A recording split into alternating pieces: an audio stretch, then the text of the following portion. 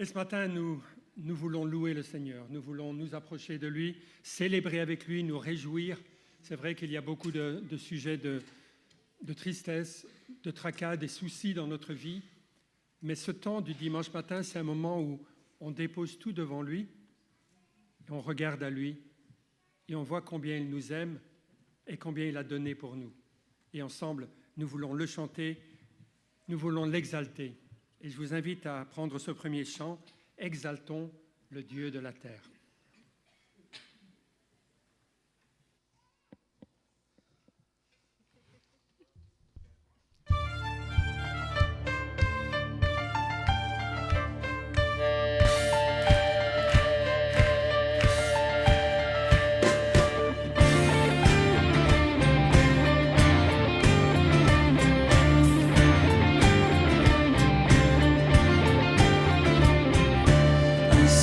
Souverain et maître au matin de l'humanité, au-dessus de ce qu'aucun être avant lui n'avait su toucher.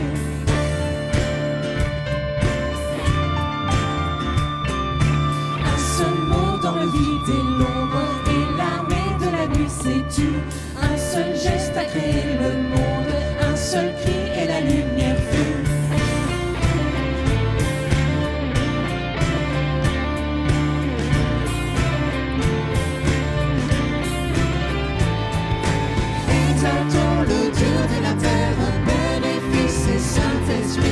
Unissons nos cœurs en prière, recevons sa vie. Un seul homme habité de gloire, rejeté du milieu des cieux. Une seule vie résolue à croire au pouvoir de l'amour divin. Une seule croix dans le flanc du monde, un seul homme a payé le prix. Un seul cri et la mort s'effondre, et l'Ila ma Sabachthani.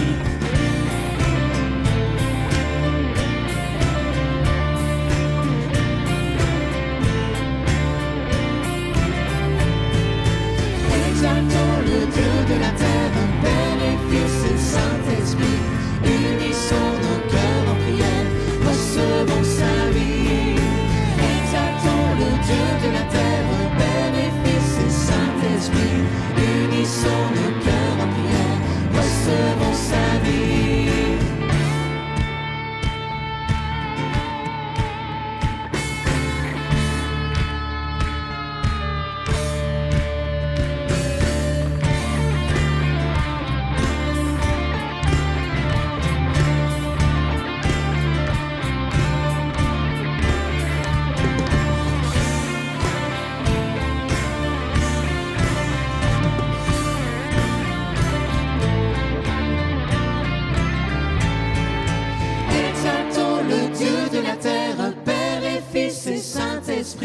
Unissons nos cœurs en prière, recevons sa vie. Exaltons le Dieu de la terre, Père et Fils et Saint-Esprit.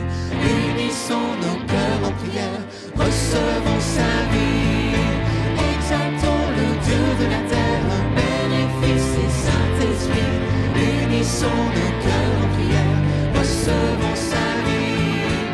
Exaltons le Dieu de la terre, Père et Fils et Saint-Esprit, unissons nos cœurs en prière, recevons sa vie, recevons sa vie, sa vie.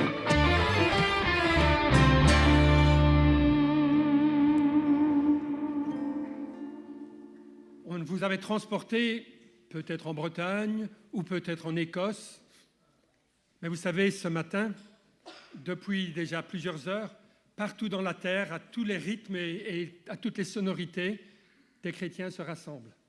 Et nous ne sommes qu'un maillon dans une longue chaîne. Et puis on va transmettre à d'autres pays qui sont en retard sur nous, sur le fuseau horaire, transmettre le bâton de louer Dieu. Et c'est ce que nous voulons faire. Courbons-nous un instant dans la prière. Notre Dieu, ce matin, nous nous tournons vers toi parce que nous voulons t'exalter. Le Dieu de la terre, Père, Fils et Saint-Esprit, toi qui es au centre de nos vies, toi qui nous as sauvés, qui nous as donné une vie nouvelle au travers de Jésus-Christ, le pardon de nos péchés, nous te louons ce matin. Proclamer ô combien tu es grand, combien ton amour, ta sagesse, ta puissance sont extraordinaires. Et comment, par ton amour, tu t'es penché vers nous et tu nous as donné en Jésus-Christ un salut formidable. Merci. Loué sois-tu au siècle des siècles et particulièrement ce matin ici parmi nous. Reçois de nos mains nos actes d'adoration et de grâce. Dans le nom de Jésus. Amen. Et on va continuer dans cette optique de le louer, de le proclamer. Et je vous invite à reprendre avec moi ce chant. Le suivant.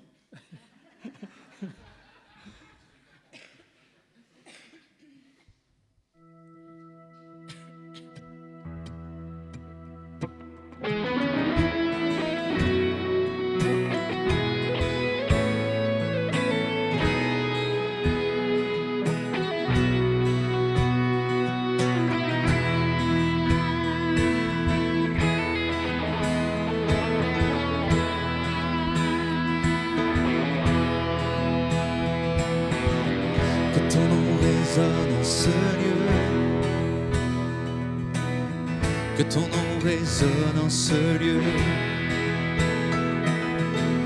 Que ton nom résonne en ce lieu. Jésus, que ton nom résonne en ce lieu. Que ton nom résonne. Que ton nom résonne en ce lieu. Que ton nom résonne en ce lieu. Que ton nom résonne en ce lieu. Jésus, que ton nom résonne en ce lieu. Ensemble. Que les murs tremblent au son de nos louanges, alors que nos voix s'unissent à celles des anges. Répands sur nous ton esprit, ta puissance. Oh Jésus, Que ton nom résonne en ce lieu. que ton nom résonne en ce lieu. Que ton nom résonne en ce lieu. Que ton nom résonne en ce lieu. Jésus, que ton nom résonne en ce lieu. Que les murs tremblent au son de nos louanges, alors que nos voix s'unissent à celles des anges. Répands sur nous ton esprit, ta puissance. Oh Jésus, Que les murs. que les murs tremblent au son de nos louanges, alors que nos voix s'unissent à celles des anges. Répands sur nous ton esprit, ta puissance. Oh Jésus, Jésus, nous chantons ton nom. en ce lieu, Oui, nous invoquons ton nom. en ce lieu, Oui, nous te proclamons roi. en ce lieu, Tu es Seigneur des seigneurs. en ce lieu, Jésus, nous chantons ton nom. en ce lieu, Oui, nous invoquons ton nom. en ce lieu, Et nous te proclamons roi. en ce lieu. Tu es Seigneur des seigneurs.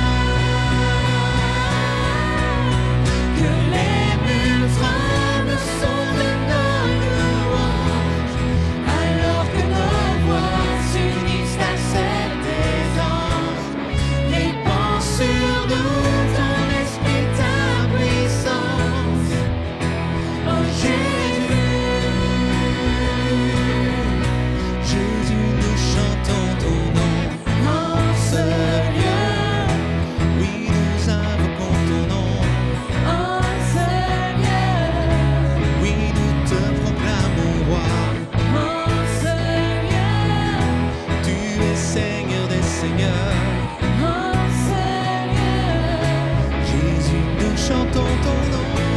en ce lieu, Oui, nous invoquons ton nom. en ce lieu, Et nous te proclamons roi. en ce lieu.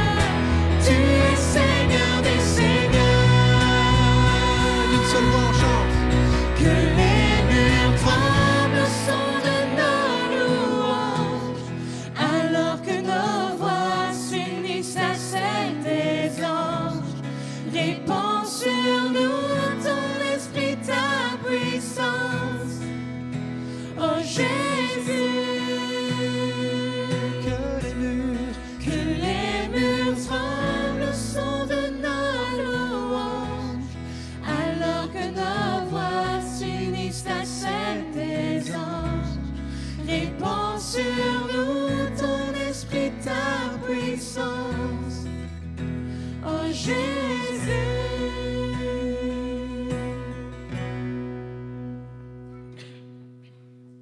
Il y a ce moment dans l'Écriture que j'apprécie. Le Seigneur est avec ses disciples et ses disciples commencent à se rendre compte de qui il est. Et ils commencent à parler de lui comme étant le Messie. Et les pharisiens sont là et puis ils disent à Jésus, mais maître, rabroue-les, ne les laisse pas t'honorer comme cela, t'adorer. Et Jésus leur dit, si eux se taisent, ce sont les pierres qui vont crier.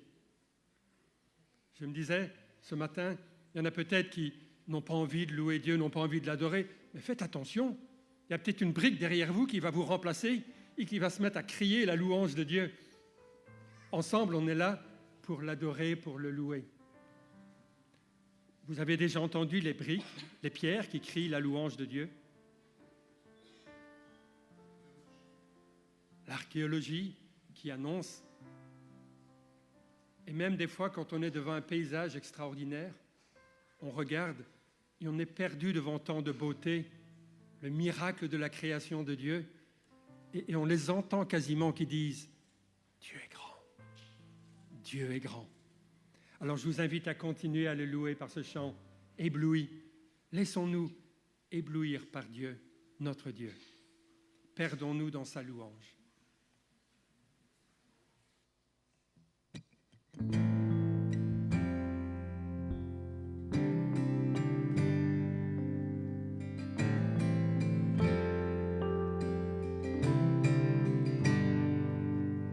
Je viens vers toi dans le secret, en ta présence, je veux rester.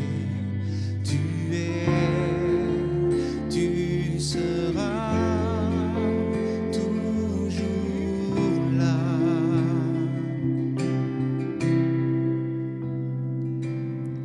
Tout contre toi. Près de ton cœur, je peux entendre ta voix, Seigneur. Tu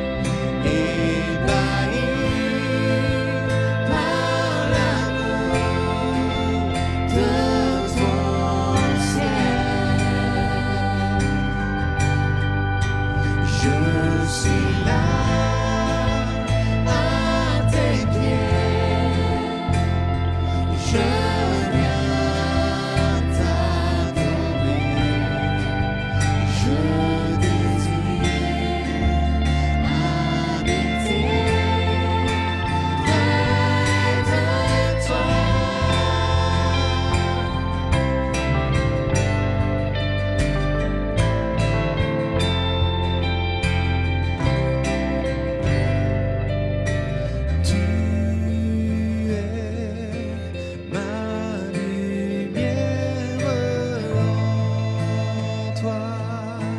J'ai un Père heureux, reçois ma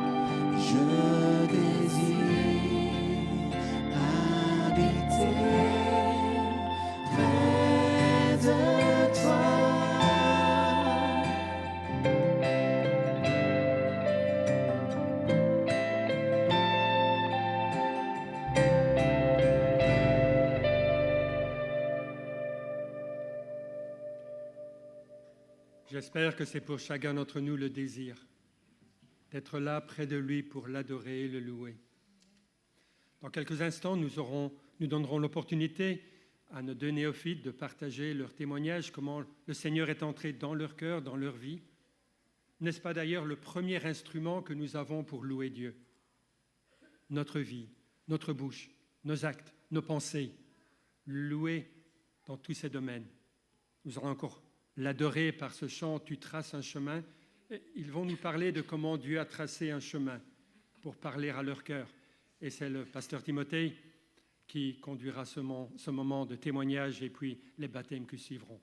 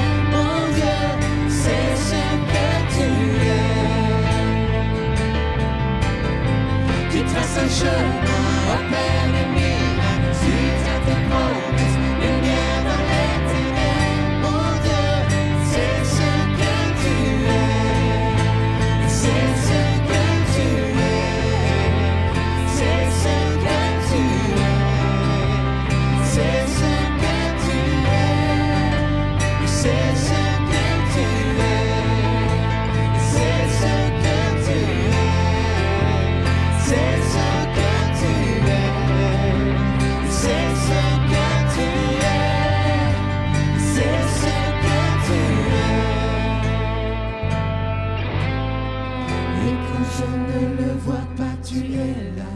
Et quand je ne le sens pas, tu es là. Tu agiras encore. Tu agiras encore. Et quand je ne le vois pas, tu es là. Et quand je ne le sens pas, tu es là. Tu agiras encore. Tu agiras encore. Et quand je ne le vois pas, tu es là. Et quand je ne le sens pas, tu es là. Tu agiras encore. Tu agiras encore. Et quand je ne le vois pas, tu es là. Et quand je ne le sens pas, tu es là. Tu agiras encore. Tu agiras encore. Tu traces un chemin au Père des miracles. Tu tiens tes promesses, lumière dans les ténèbres. Mon Dieu, c'est ce que tu es.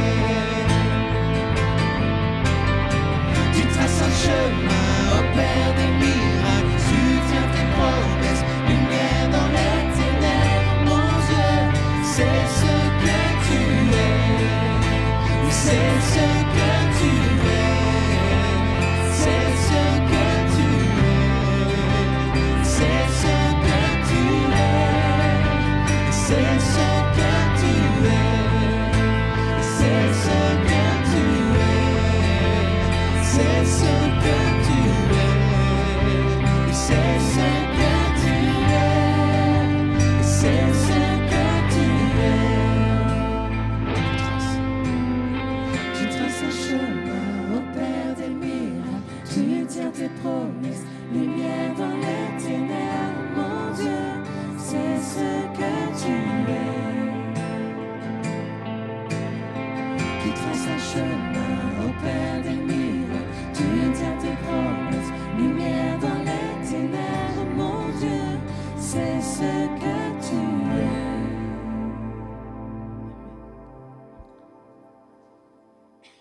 Amen. Notre Dieu, un Dieu tellement grand, un Dieu tellement puissant, un Dieu qui, comme nous venons de le chanter, il transforme les vies. Il transforme les vies et il opère des miracles. Il va chercher quelqu'un de mort et il lui rend la vie. Et justement, on a deux personnes qui ont vécu ce miracle, qui ont envie d'en rendre publiquement témoignage. Lorenzo, Timothy, ça va être à vous. Je ne sais pas lequel d'entre vous deux se sent le plus fou. Apparemment, aucun des deux. Timothy. Bien.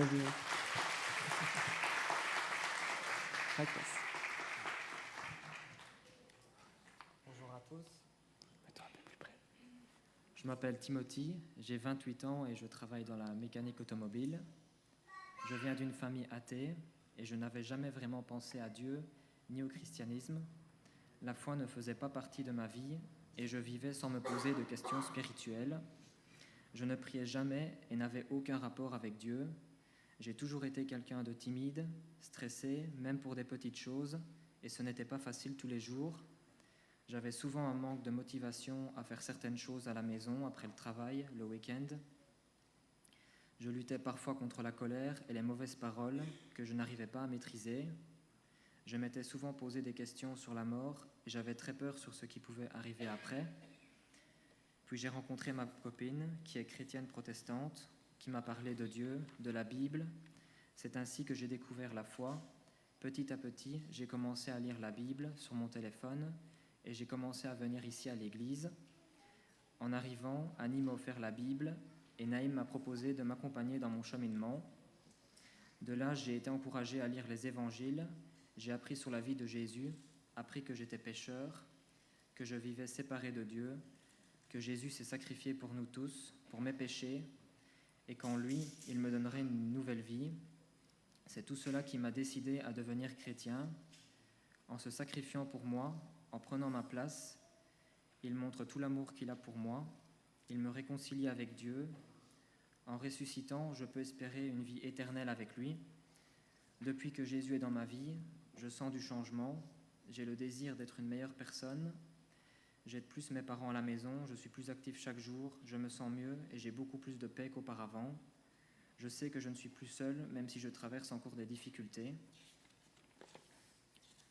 J'essaie de faire plus attention à mon langage. Je ne priais jamais par le passé, alors que maintenant je prie presque tous les jours, et cela me rappelle que je ne suis pas seul. Je sais que je ne suis pas parfait et que j'ai encore des défauts. Je veux continuer à changer, devenir une meilleure personne avec l'aide de Jésus. Je veux continuer à grandir dans ma foi, apprendre plus sur Jésus. J'ai envie d'en découvrir plus dans la Bible. Aujourd'hui, je témoigne de mon choix de suivre Jésus-Christ, qu'il me guide chaque jour. Amen. Merci.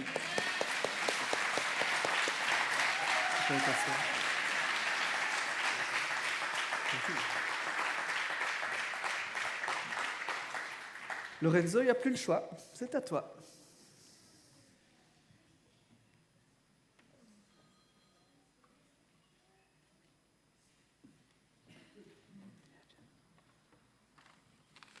Bonjour, je m'appelle Lorenzo, j'ai 18 ans, j'ai grandi dans un foyer où mes parents n'étaient pas chrétiens, ils n'avaient pas de croyance. Mais par héritage, ils m'ont baptisé bébé et mis en cours de religion à l'école primaire. Ce qui a fait que par la suite, j'ai fait ma communion. Et pourtant, c'est par là que j'ai rencontré Yahweh. Grandissant dans un foyer sans éducation religieuse, j'ai tourné vers les croyances religieuses de mes amis, qui étaient pour la grande majorité musulmans. Donc j'ai naturellement été influencé, car chez moi, il n'y avait rien, et dehors, j'étais depuis petit dans l'islam. Donc je le suis devenu pour avoir un sentiment d'appartenance et m'uniformiser aux autres. Être comme les copains, quoi. J'ai grandi et mes fréquentations n'étaient vraiment pas bonnes. J'aimais voler l'appât du gain, les rixes en bande, j'étais vulgaire. Je me plaisais dans cette vie. Je ne voyais pas le mal dans ce que je faisais. Il ne fallait pas me parler de Jésus, car à l'école, j'avais vu que c'était que le Fils de Dieu, dans l'islam un prophète. À cette époque, je vous aurais très sûrement ri au nez, car en réalité, je ne connaissais rien de Jésus, notre Seigneur et Sauveur. En 2021, à l'âge de 15 ans, je croyais que l'islam était la seule religion qui sauve. Et pourtant, un soir, moi qui priais et qui cherchais Dieu, sans citer le nom de Jésus, ne serait-ce qu'une fois, j'ai prié. Et puis je suis allé dormir.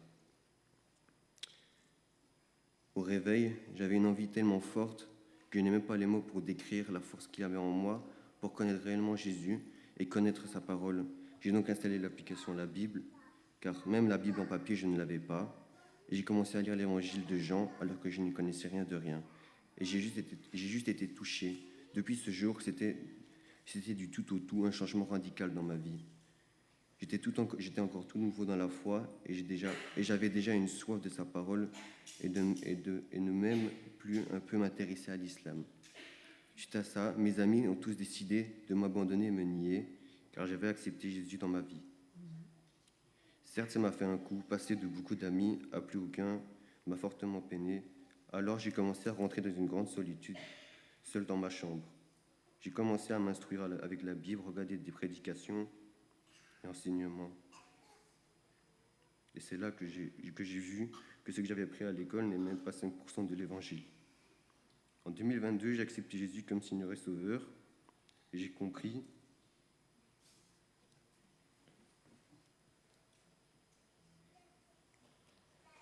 que j'ai été sauvé pour sauver, que même si je traîne en bande, je suis jugé seul, et que même en grandissant dans un milieu loin de Dieu, on peut être sauvé. Jésus le dit lui-même dans Luc 5, 32, je ne suis pas venu appeler à la repentance des justes, mais des pécheurs. Dieu ne fait exception de personne, il prend les disqualifiés pour les qualifier.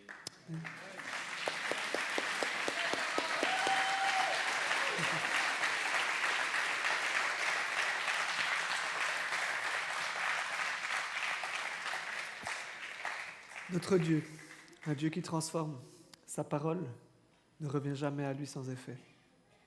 Lorenzo en a un témoignage vivant. Et justement, en parlant de sa parole, nous allons simplement suivre celle qu'elle demande aujourd'hui. La Bible nous demande, elle dit ceci en Matthieu 28, verset 19. « Allez, faites de toutes les nations des disciples, c'est-à-dire que des personnes entendent le nom de Jésus-Christ, qu'ils reconnaissent qu'ils sont rebelles contre Dieu. » Vous l'avez entendu, tous les deux ont dit « j'étais pécheur ». Pécheur, ce n'est pas le fait d'être un Hitler ou quelque chose du genre, c'est simplement de ne pas respecter ce que Dieu demande. Et ça, on y est tous. C'est reconnaître qu'on est pécheur, reconnaître qu'il n'y a qu'un seul qui sauve. Et vous l'avez entendu tous les deux, un nom a résonné. Oh, pas celui de Lorenzo ou de Timothy, celui de Jésus. parce que c'est le seul nom qui sauve. Ils se sont abandonnés tous les deux à Jésus-Christ. Et la Bible continue. « Allez et faites de toutes les nations des disciples, les baptisant au nom du Père, du Fils et du Saint-Esprit. » Et c'est ce que nous allons faire aujourd'hui. Alors, c'est pas Lorenzo qui va venir en premier, c'est toi qui vas venir en premier, Timothy. Moi, je vais m'assurer de ne pas être trempé, donc je vais retirer certains habits, parce que Laura m'a déjà prévenu que je devais déboutonner ma chemise.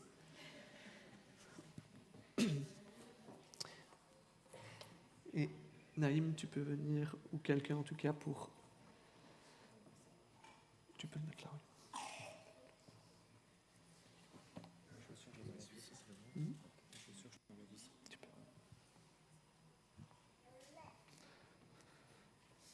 Comme vous le savez, il y a une habitude, c'est qu'une fois qu'il sera baptisé, le chant qui suivra, c'est le chant qu'il a choisi. Alors je vous demanderai de déployer toute votre force, toute votre voix pour célébrer ce que le Seigneur a fait dans sa vie. Tu vas peut-être retirer tes lunettes aussi.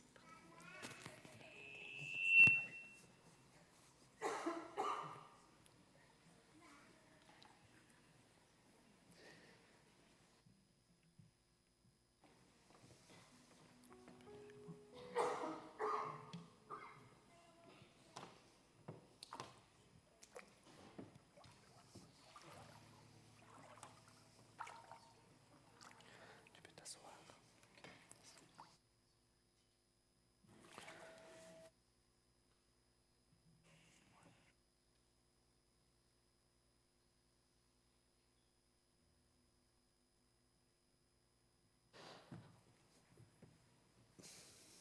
Timothy, sur la foi de ton témoignage par lequel tu as reconnu être pécheur, tu as reconnu t'être abandonné à Jésus-Christ et l'avoir accepté comme maître et sauveur en étant en bénéfice de son sacrifice et de sa résurrection. Je te baptise au nom du Père, du Fils et du Saint-Esprit.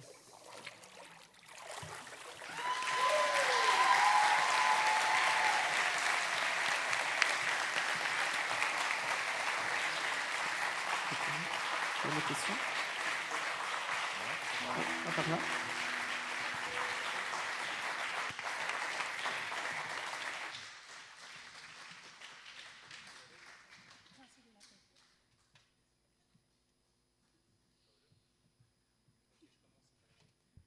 Et le chant de Timothy.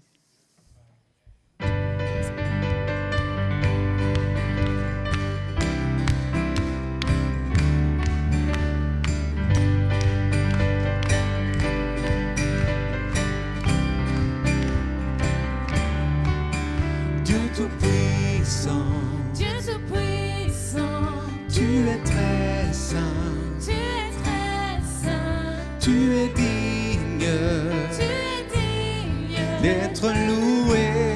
d'être loué. Je te suivrai, Je te suivrai, j'écouterai, j'écouterai, et pour toujours, et pour toujours, je t'aimerai. je t'aimerai. Je te loue et te chante, glorifie, mélodie de roi, car je t'aime et t'adore. Je me prosterne devant toi. Je te loue et te chante, glorifie, mélodie de roi, car je t'aime et t'adore. Je me prosterne devant toi. Grâce de la paix, à toi je m'offre jamais.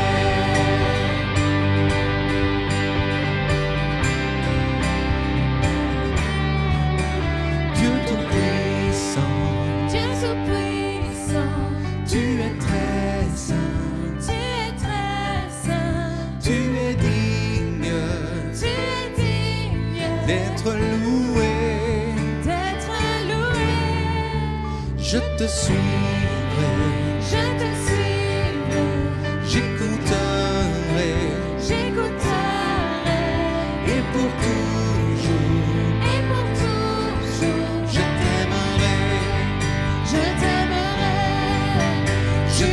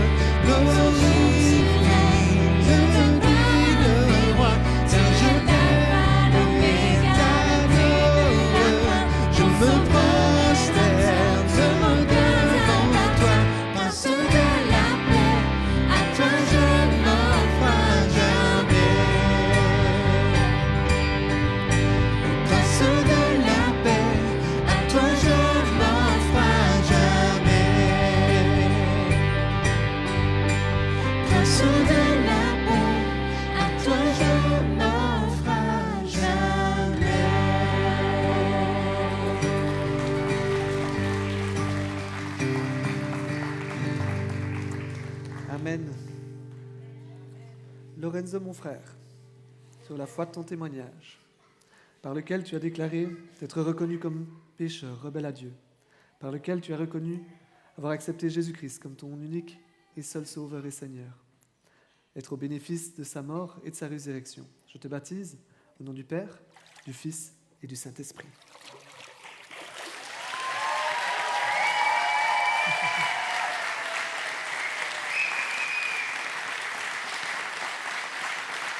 Alléluia.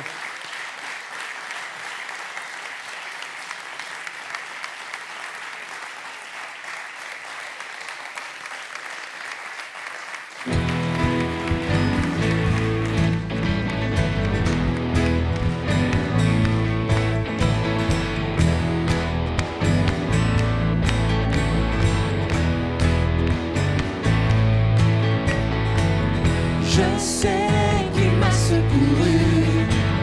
Son sang a couvert mes fautes, je le crois. Oui, je crois.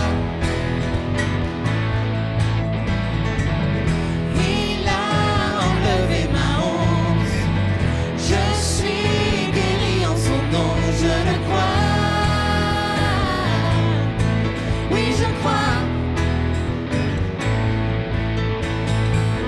Je veux proclamer, oh, oh, Jésus a vaincu la mort, mon rédempteur vit, mon rédempteur vit, mon rédempteur vit, mon rédempteur vit.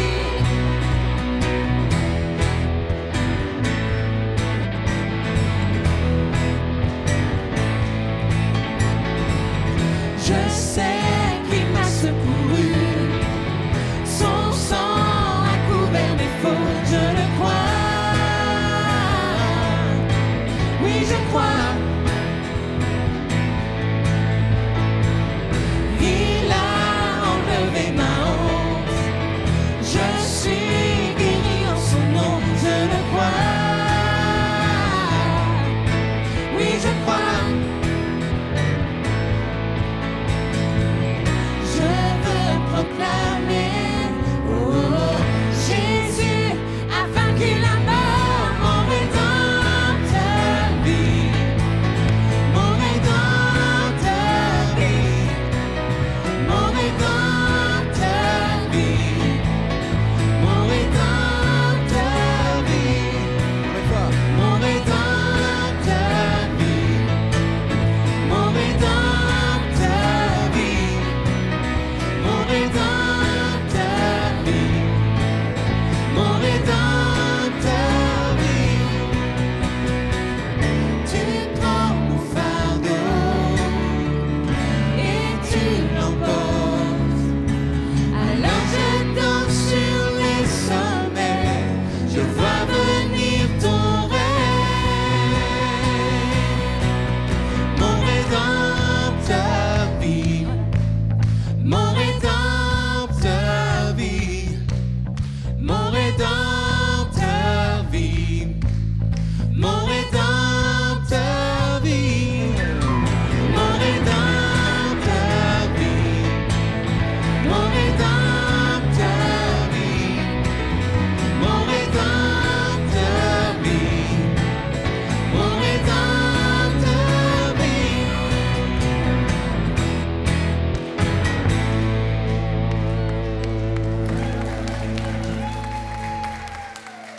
Alléluia.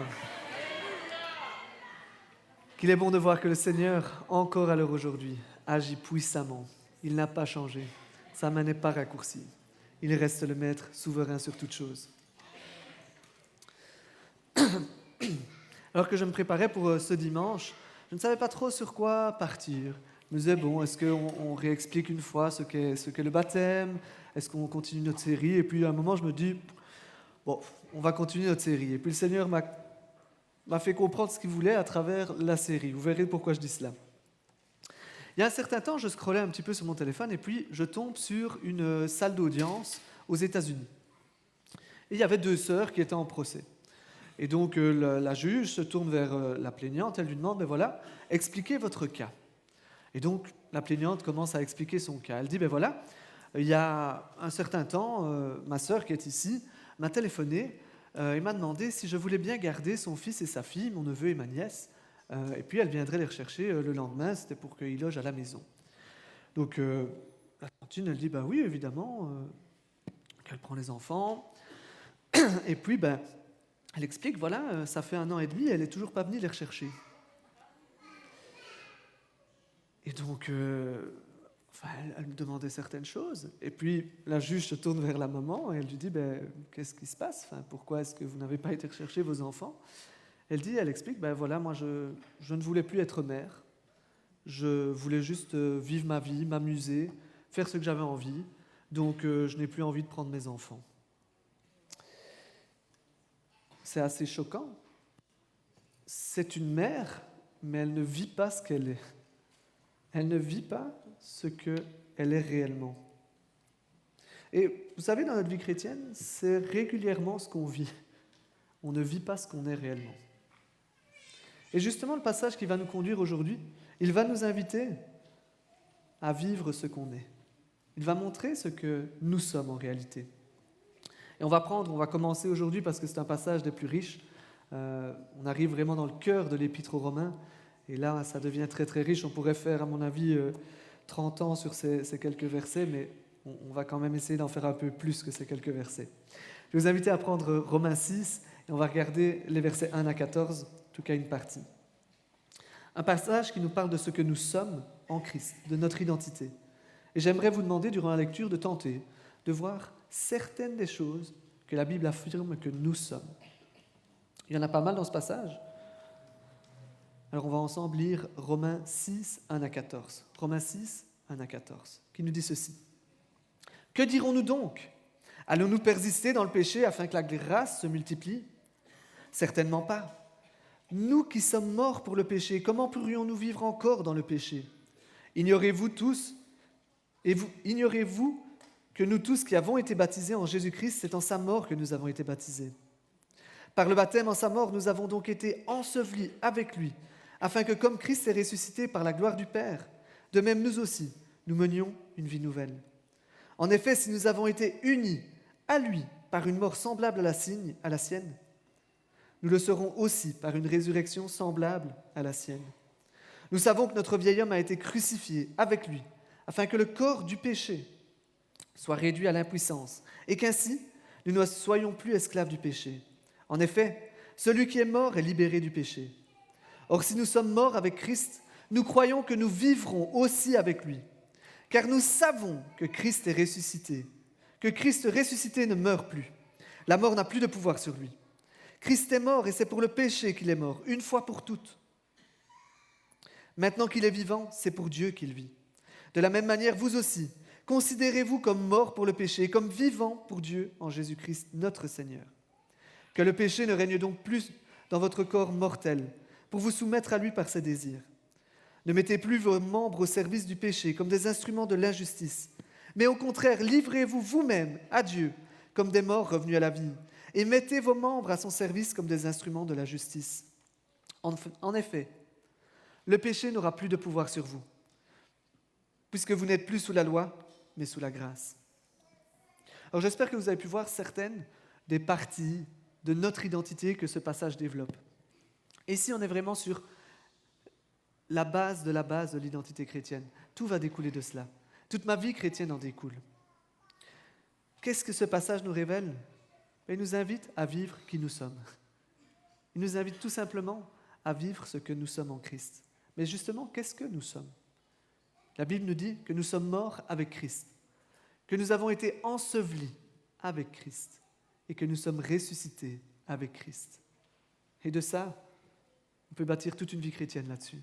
Une vie chrétienne de victoire sur ceci. 3 parties de notre identité qui sont réellement fondamentales pour chacun d'entre nous. Dans les 2 premiers versets, Paul va poser en quelque sorte la polémique qui l'amène à écrire ces versets. Mais quelque chose qu'en réalité on retrouve régulièrement dans nos églises. Il dit ceci en quelque sorte. Si on obtient la justice de Christ par la foi et non par nos efforts, si c'est par l'obéissance de Christ et non par ma propre obéissance que je suis déclaré juste, et enfin, si le péché abonde là où si la grâce surabonde là où le péché abonde, alors pourquoi est-ce que je ne pourrais ne pas vivre une vie telle qu'elle me plaît?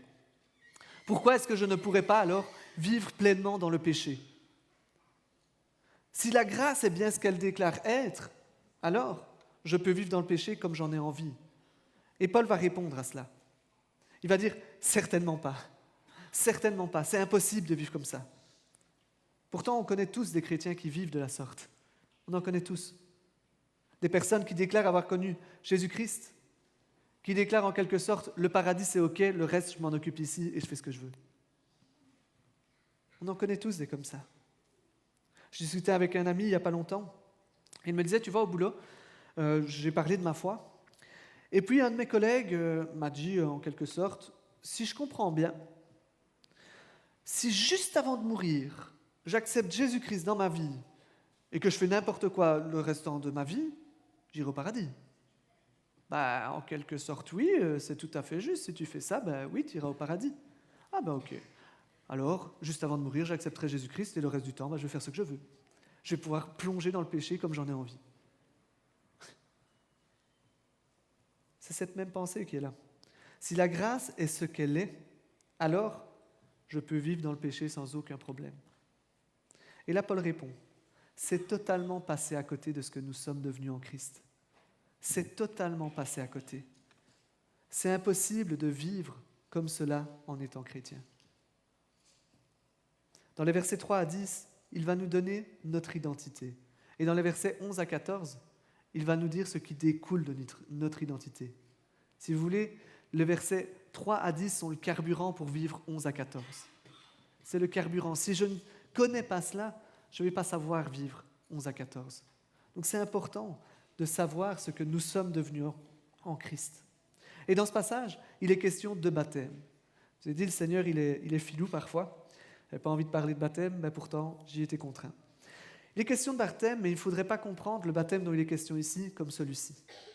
Là, c'est le baptême d'eau. Là, il est question d'un autre baptême. Il est question d'un baptême bien plus important. On a célébré ensemble ici la version visible du baptême dont Romains 6 nous parle.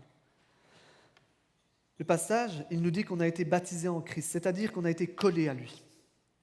Nous sommes morts avec lui, ensevelis avec lui et ressuscités avec lui. Tout ça se passe spirituellement parlant. Quand on donne notre vie au Seigneur Jésus-Christ. Quand on reconnaît qu'on est pécheur, qu'on a besoin d'un sauveur, que le seul à pouvoir nous sauver, comme Lorenzo l'a dit, il a cherché. Il a été dans l'islam et il a vu que ce n'était pas ça qui sauvait. Il a rencontré un sauveur, le seul qui puisse sauver, Jésus-Christ. Quand on se reconnaît qu'il est le seul à pouvoir sauver, parce qu'il est le seul à être 100% homme et 100% Dieu, lui le seul à être parfait, à n'avoir jamais péché. Il est le seul à pouvoir remplir toutes les cases. Lui, Dieu. Quand on lui a demandé à être au bénéfice de sa mort et de sa résurrection, qu'on a accepté Jésus-Christ dans notre vie comme notre Sauveur et Seigneur, c'est à ce moment-là que se passe ce qui est décrit en Romains 6. Quand on s'abandonne à Jésus-Christ, alors on est baptisé en Jésus-Christ. C'est à ce moment-là. Ceci, ce n'est qu'une version visible de ce qui s'est passé spirituellement parlant. Ce n'est pas quand on passe par les eaux du baptême que ça se passe. Les eaux du baptême, c'est un peu comme une pièce de théâtre, visible d'une réalité intérieure. C'est un peu comme quand je regarde à ma main gauche. J'ai mon alliance qui est là. Mon alliance, elle est le signe extérieur d'une réalité spirituelle intérieure. Je suis marié à Divine. Elle est à moi, je suis à elle. C'est un des signes. De la même façon, le baptême d'eau est le signe du baptême intérieur qui s'est passé, du fait d'avoir été plongé en Jésus-Christ. On célèbre ces baptêmes parce qu'un miracle sans nom s'est produit. Un miracle sans nom s'est produit dans ta vie, Timothy. Tu as été baptisé en Jésus-Christ et on s'en est réjoui à travers ce baptême. La première pièce de notre identité qu'on découvre ici, c'est que nous sommes morts avec Christ Et ça, c'est crucial. C'est la seule chose qu'on pourra voir aujourd'hui parce que c'est déjà assez bien riche comme ça. Quand Jésus est mort sur la croix, je suis mort avec lui. Et par là, on entend mon vieil homme, ma vieille nature, ma nature pécheresse. Elle a été clouée au bois avec Jésus-Christ. Et je suis mort avec lui. Tout ce qui tenait à ma nature pécheresse est mort à ce moment-là. Tout. C'est à cette mort qu'a sonné le glas. Un glas qui a changé totalement mon identité à jamais. Quand je suis mort avec Jésus-Christ, j'ai été changé du tout au tout. Et de nouveau, la meilleure image qui puisse être, c'est celle du mariage. Au moment où on a la commune, au moment où le livret de mariage est signé et cacheté, alors à ce moment-là, les deux célibataires sont morts.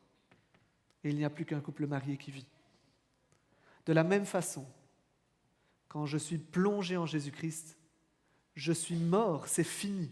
Mon ancienne vie, elle est morte. La Bible nous le dit. Voici, toutes choses anciennes sont passées. Maintenant, toutes choses sont nouvelles. Je suis une nouvelle créature en Christ. Ainsi, nous qui étions pécheurs, nous sommes morts et à travers cette mort, nous avons été jugés par Dieu. Je suis maintenant ressuscité en Christ, étant une toute nouvelle créature. Et parce que je suis mort avec Christ, parce que je suis mort au péché, eh bien, il y a des conséquences extraordinaires dans ma vie.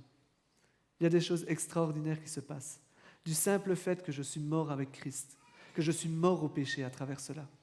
Qu'est-ce qu'il y a comme conséquence? D'abord, cette mort, elle me libère de la tyrannie du péché. Je suis libéré du péché. Je ne dois plus lui obéir. Je n'ai plus l'obligation d'obéir à la moindre tentation que le péché met dans ma vie. C'est fini. On n'est plus ballotté au gré des tentations, de ses désirs. On peut lui résister. En tant qu'enfant de Dieu, tous ceux qui sont morts en Christ ont ce pouvoir et cette force en eux de résister à la tentation. On n'est plus désarmé face à la tentation. C'est fini ça. Maintenant, on a en nous la puissance de résurrection qui nous permet de résister à la tentation. Le péché ne domine plus sur ma vie. Sa domination a pris fin. Elle a été rompue sur ma vie. Il ne domine plus. Je suis mort à lui. C'est un autre maître qui maintenant domine. Et le plus génial de tous les maîtres, Dieu. Je n'appartiens plus au péché, j'appartiens à Dieu. Et ça, c'est quelque chose d'assez extraordinaire. Je n'appartiens plus au péché. Enfin, ça a l'air si simple, et pourtant c'est tellement grandiose. J'appartiens à Dieu. Dieu m'a racheté, Dieu a payé le prix. Dans cette petite phrase, il y a tellement de poids. La mort ne domine plus sur nous non plus. Le péché ne domine plus, mais la mort non plus. La mort n'a pas eu le dernier mot sur Christ, et parce que je suis en Christ, elle n'aura pas le dernier mot sur moi. La mort est vaincue. Et comme tu l'avais si bien dit, Timothée, il n'y a plus de raison d'en avoir peur. Elle est vaincue. Tu es en Christ. Si on revient à la question de base que Paul a posée, est-ce qu'on peut continuer dans le péché vu qu'on est gratuitement justifié, pardonné, sauvé? Eh bien non. C'est à cause de mon péché qu'il est mort. C'est pour payer le prix de mon péché qu'il est mort. Mais pas seulement. Il n'a pas juste payé le prix. Attention, Jésus-Christ n'est pas juste mort pour payer le prix. Il est mort pour payer le prix, mais pour me séparer du péché. J'ai été séparé du péché. Et maintenant, je voudrais utiliser cette grâce pour d'autant plus me plonger dans le péché. Christ est mort pour me séparer du péché. Je vais dire merci, maintenant je peux y replonger. Quelle folie! Ça n'a aucun sens. Paul le dit encore et encore. Il est mort pour me séparer du péché. Alors je dois vivre en me séparant du péché. Il n'y a aucun bienfait à plonger dans le péché. Vouloir vivre dans le péché, s'amuser dans le péché de façon consciente, c'est cracher consciemment sur le sacrifice de Christ. Sur le sacrifice de Dieu le Fils. Ce n'est pas anodin que de vivre dans le péché, que de s'adonner au péché. C'est minimiser le sacrifice et l'importance de Christ. C'est regarder avec dédain son œuvre. C'est ne pas peser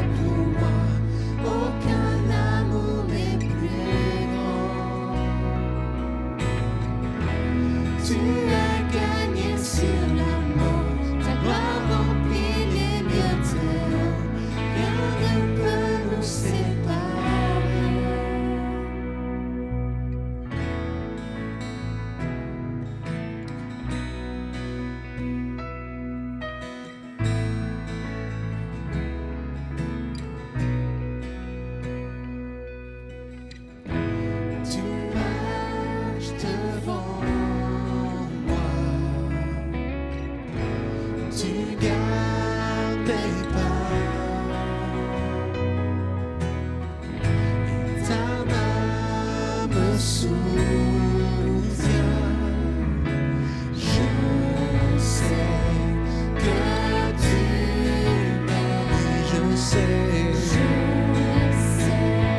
que tu m'aimes.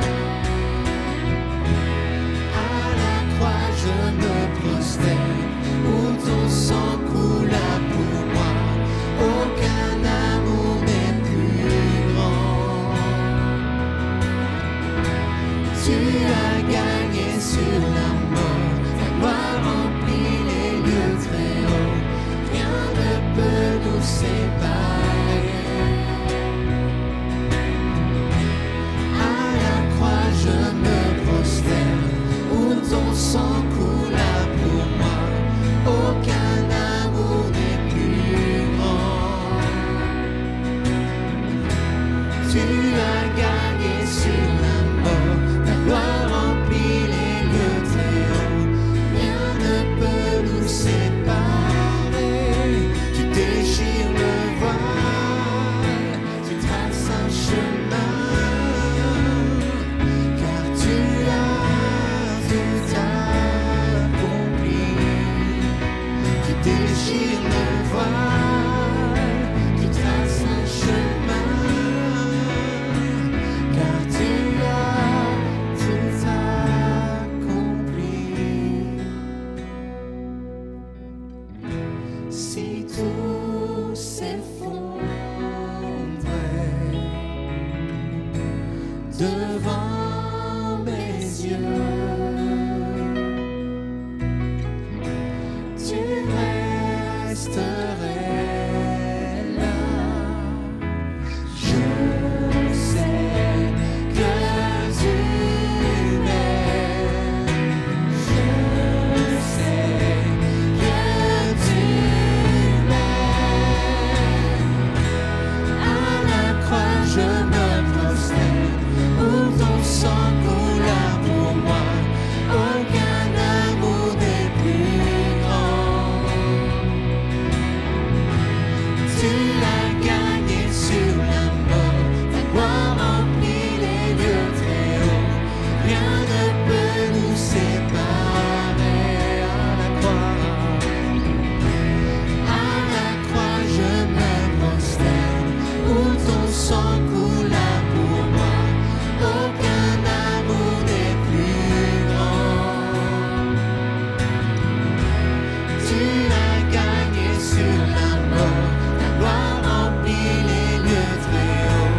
Rien ne peut nous séparer. Tu déchires le voile, tu traces un chemin, car tu as tout accompli. Tu déchires le voile, tu traces un chemin, car tu as tout accompli. Tu déchires le voile, tu traces un chemin, car tu as tout accompli. Tu déchires le voile, tu traces un chemin, car tu as tout accompli.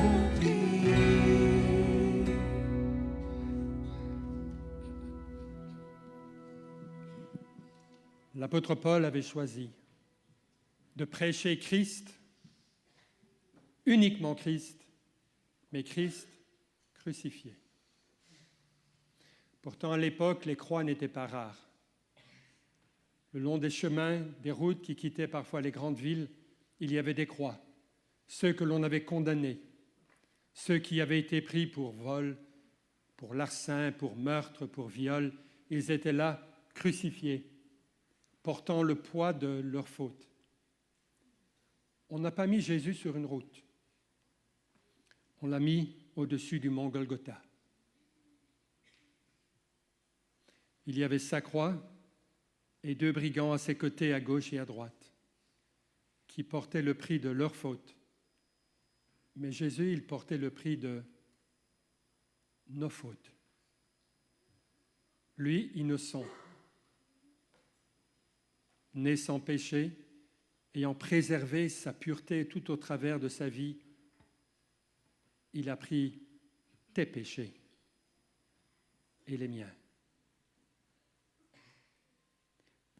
Je peux m'agenouiller, je peux m'arrêter, je peux réfléchir devant toutes les autres croix, mais il n'y a aucun pouvoir. Ils ne peuvent pas prendre mes péchés. Ils avaient déjà trop des leurs. Mais la croix de Jésus-Christ, il peut prendre mes péchés. Non seulement les miens, mais les tiens, parce qu'il est Dieu, et dans son infinité, il peut absorber tous mes péchés et les tiens. N'est-ce pas extraordinaire? Je réfléchissais, j'avais envie de voir une peinture apparaître. 2 croix, à gauche et à droite, en train de casser, briser, vermoulues, avec de la pourriture, et puis une croix au centre, avec des bourgeons.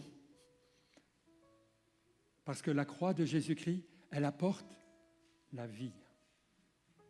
Les 2 autres croix n'ont apporté que mort. Mais celle au centre, elle a apporté la vie. Et c'est cette croix que nous voulons célébrer ensemble ce matin. Ce Jésus-Christ qui est mort pour nous. Et si tu ne l'as pas encore adopté dans ta vie, pour qu'il régénère, pour qu'il donne ses bourgeons de vie, fais-le. Fais-le. Comme notre pasteur a dit, n'attends pas la dernière heure, parce que tu ne sais pas quand elle sera. Ce matin, si vous lui appartenez, en règle avec vos frères et sœurs, je vais vous inviter à participer au repas du Seigneur. Je vais demander à ceux qui servent de bien vouloir s'approcher et à ceux qui désirent participer de se lever. Levons-nous maintenant.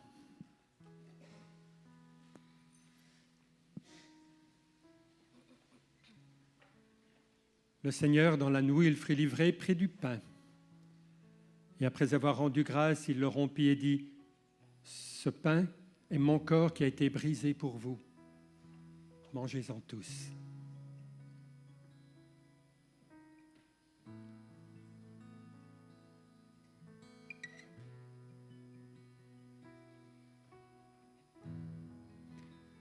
Puis il prit la coupe, il l'attendait à ses disciples en disant, « Cette coupe est la nouvelle alliance en mon sang. Buvez-en tous. » Et de même, je vous dis, mes frères, buvez-en tous.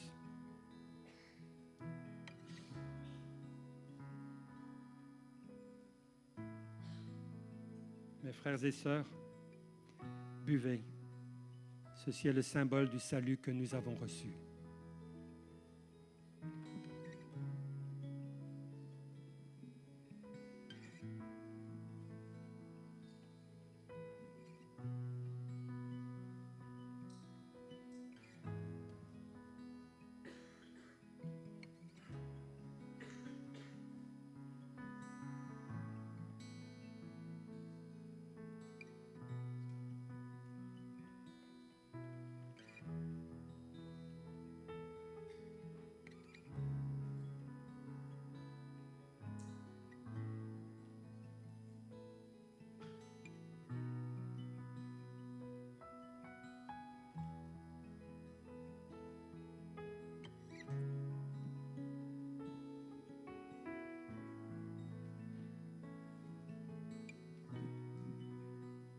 Sentez-vous libre d'élever la voix et de dire à Dieu combien vous l'aimez, combien vous le remerciez pour Jésus-Christ.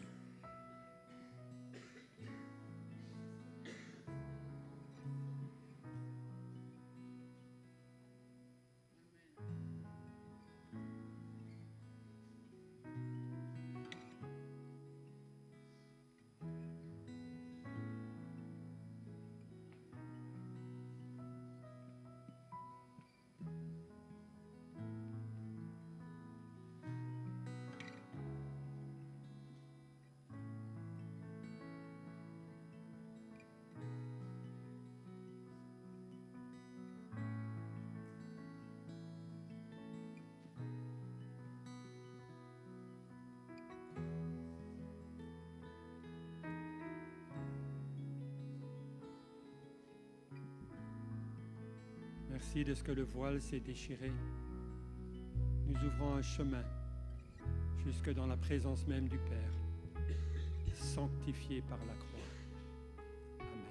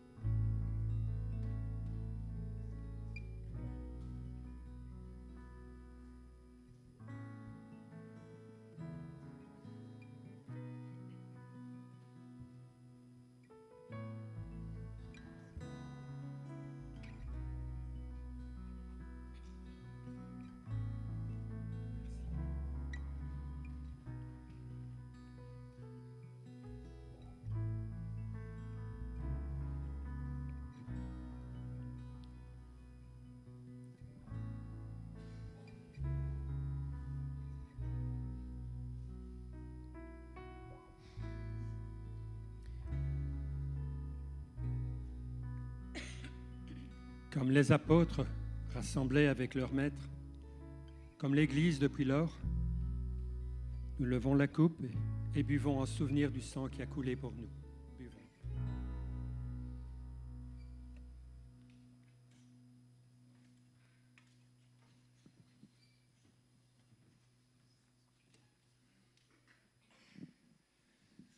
Nous avons l'habitude de donner une carte souvenir à nos néophytes, de prier pour eux. Alors je vais demander à notre pasteur de bien vouloir venir pour conduire ce moment.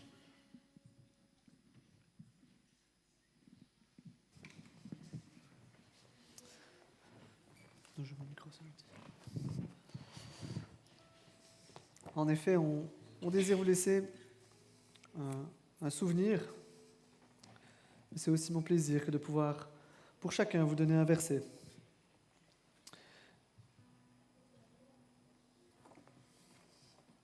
Timothée.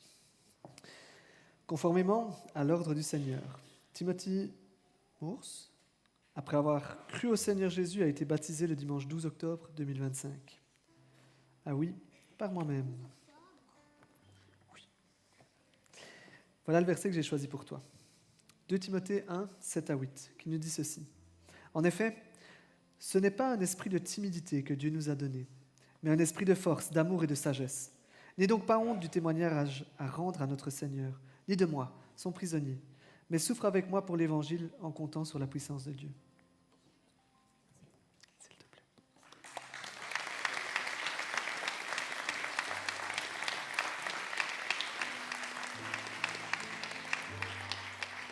Lorenzo, conformément à l'ordre du Seigneur, Lorenzo Cadri, après avoir cru au Seigneur Jésus, a été baptisé le dimanche 12 octobre 2025.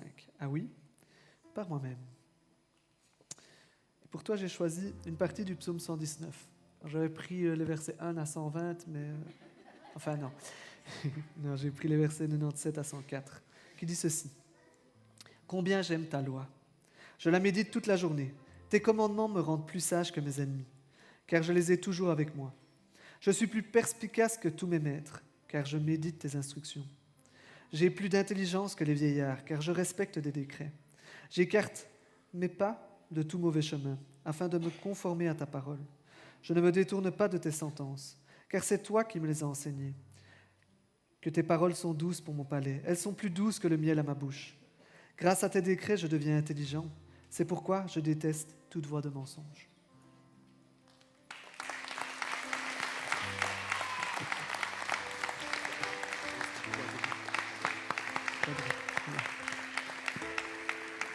Alors, je vais demander aux anciens et à Timothée et à Lorenzo de bien vouloir venir. On va prier pour vous.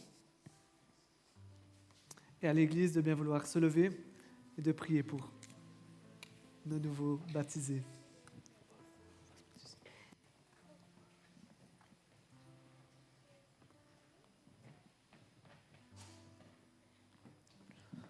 On va vous entourer, ne vous inquiétez pas, on ne fait pas normalement de tacle, mais bon. Dieu prie pour eux.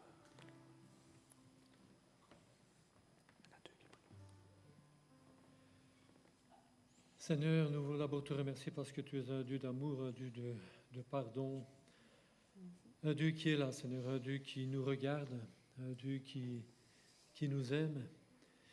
Et puis, Seigneur, nous voulons te remercier parce qu'aujourd'hui, Seigneur, nous avons encore vu ta grâce, ton pardon, nous avons encore vu ta sagesse, nous avons encore vu ton amour. Seigneur, merci parce qu'un jour, Lorenzo et Timothy, Seigneur, se sont rendus compte qu'il y avait un Dieu qui existait et que ce Dieu était venu sur cette terre pour nous pardonner. Merci parce qu'ils se sont rendus compte qu'eux aussi étaient pleins de péchés, Seigneur. Et ils se sont rendus compte qu'il n'y avait que toi qui pouvais pardonner. Et Seigneur, nous voulons te remercier pour ces deux jeunes, Seigneur, qui se sont tournés vers toi. Merci parce qu'aujourd'hui, Seigneur, ils ont pris leur courage à deux mains, Seigneur, pour parler, Seigneur, devant cette église, pour te proclamer, pour dire, Seigneur, que leur roi, leur sauveur, c'était toi. Seigneur, nous voulons tout simplement te demander, Seigneur, de les accompagner maintenant dans leur vie, Seigneur. Tu vois qu'ils sont jeunes et qu'il va y avoir beaucoup de choses devant eux, Seigneur. Sois toujours avec eux. Donne-leur, Seigneur, toujours cette grâce, cette force de pouvoir toujours regarder vers toi. Nous voulons, Seigneur, te dire merci pour ces deux personnes. Au nom de ton Fils Jésus-Christ. Amen. Amen.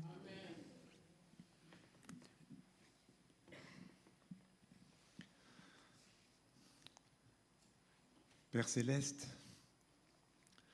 ce matin, en entendant les témoignages de Timothy, de Lorenzo, on a pu encore constater combien tu es tout-puissant, combien tu es grand, combien tu es ce Dieu qui donne, qui veut partager, qui veut donner son amour. L'un était dans une famille athée, l'autre dans un environnement musulman. Il n'y avait, à vue humaine, peut-être aucune chance de te rencontrer. Mais tu es intervenu. Tu as permis que par certaines circonstances, ils puissent découvrir ton amour.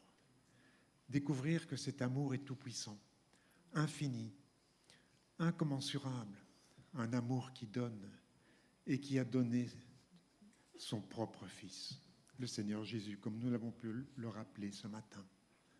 Oui, il est mort pour nos péchés. Il est ressuscité pour que nous ayons cette vie éternelle et que maintenant, en particulier, Lorenzo, Timothy, puissent continuer, après avoir proclamé qu'ils étaient devenus ton enfant, qu'ils puissent continuer à te découvrir, à mieux te connaître, à te faire confiance. Tous les jours ne seront pas faciles, mais il y a une promesse certaine, c'est que tu seras à leur côté jusqu'à la fin du monde. Amen. Amen. Célébrons encore une fois la grandeur de Dieu, celui qui transforme, celui qui guérit, celui qui ressuscite. Merci Seigneur pour Lorenzo et pour Timothy.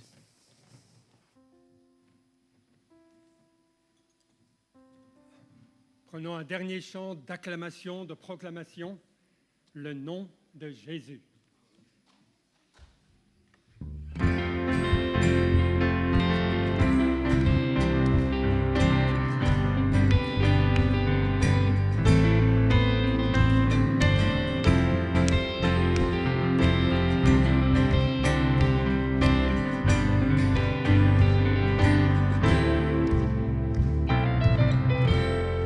Ton nom est majestueux,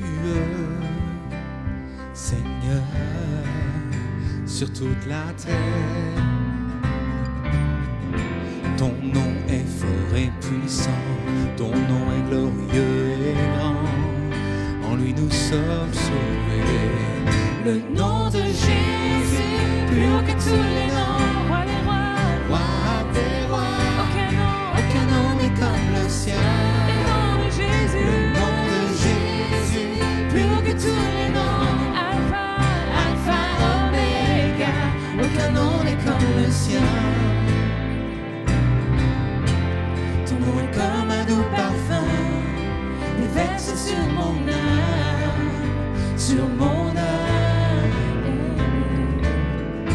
Entendons-nous, surmontons tout, entendons, nous avons la victoire. Ton nom est tout puissant, le nom de Jésus, plus haut que tous les noms, roi des rois, roi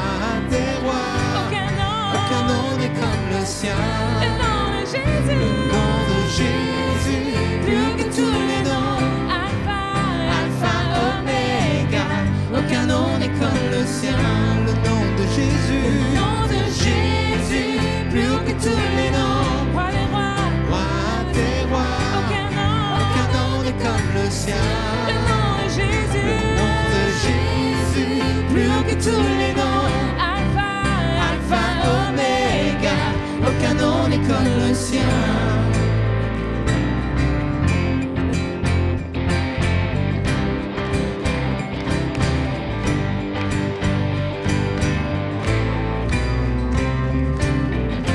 Aucun autre Dieu n'a vaincu la mort, que Jésus-Christ va ressusciter. Mais nous l'élevons plus haut. En son nom, tout genou fléchit. En son nom, tout homme est sauvé. Nous invoquons son nom. Le nom de Jésus, plus haut que tous les noms. Roi des rois. Roi des rois. Aucun nom n'est comme le sien.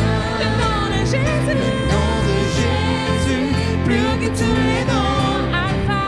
Alpha, Oméga, aucun nom n'est comme le sien. Chantons Jésus. Jésus, Jésus. Jésus, Jésus. Jésus. Oh, Jésus, Jésus, Jésus. Jésus, Que j'aime son nom. Jésus. Oh, Jésus, le nom de Jésus, plus haut que tous les noms. Roi des rois. Roi des rois, aucun nom n'est comme le sien. Le nom de Jésus. Le nom de Jésus, plus haut que tous les noms. Alpha, Oméga, aucun nom n'est comme le sien. Le nom de Jésus, plus haut que tous les noms. Roi des rois, aucun nom n'est comme le sien. Le nom de Jésus, plus haut que tous les noms. Alpha, Oméga, aucun nom n'est comme le sien.